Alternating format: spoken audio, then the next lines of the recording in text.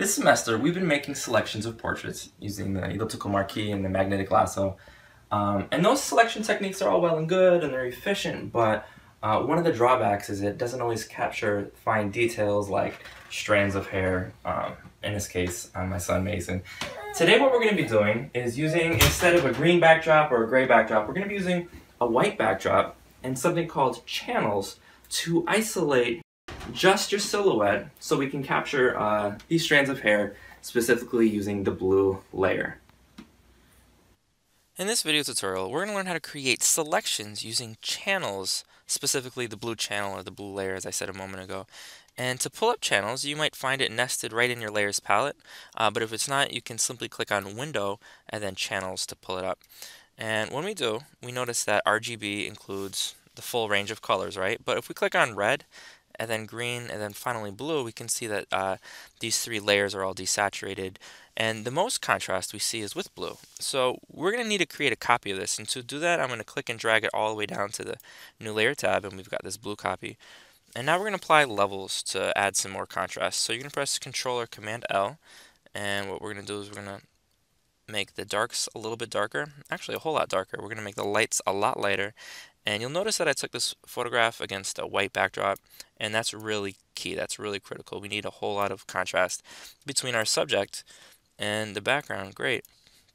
And what I'm going to do right now is I'm going to stop right there, and as I was adjusting these sliders, the shadows and the highlights, I was keeping an eye on the sort of edge of his head. I'm looking at these sort of wisps of hair, and that looks like it's got a lot of great contrast, but we're not done yet. What I want to do now is make sure that white is in the foreground, and I'm going to pull up the paintbrush, and now I'm going to sort of white out this edge.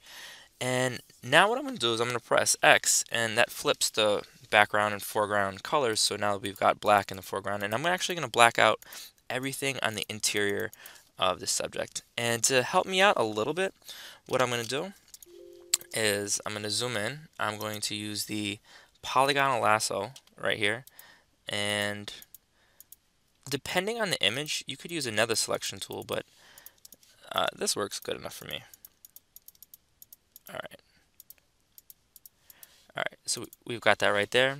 I'm going to use the paintbrush, and I'm simply going to fill this in. I'm going to now press Command D to deselect. I'm going to use the magic wand, and I'm going to click on the white. And what I do now, I see that it's all the white is selected. Obviously, I'm going to switch back to the paintbrush, and oops, I forgot. Make sure you guys press Command Shift I to invert the selection. And so now, great. Let's zoom in a little bit. I'm going to reduce the size of the brush, and I can see that this selection method includes even his eyelashes, which is great. It's going to be a super precise selection, and we're just about done. That looks great. Okay, so the next step is to hold Command, and you're going to click on the black and white thumbnail in the blue copy layer, and you're going to hold Command and click. And when you do, that actually selects all the white. So we're going to need to press Command Shift I to invert the selection. Great, we've inverted it. Now I'm going to jump to the top of the RGB layer. And now we're back to the color version. And we're going to switch from channels back to layers. And when we do, we've got this really super precise selection. I'm going to press Command C, Command V. And now when I hide that background layer, that original layer, I can see that there we go. There we've got this really, really nice selection. To illustrate what it's going to look like, I'll pull up the gradient tool, and I'll select like a light blue and a dark blue. Great. And let's pop in a new layer between the background layer and layer 1. I got the radial gradient selected, and I'm going to click and drag.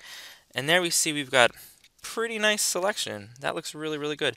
Now I might do some additional color adjustments, specifically Command M, or go to Image Adjustment Curves, and we might want to sort of darken the darks, lighten the lights a little bit this way. Great.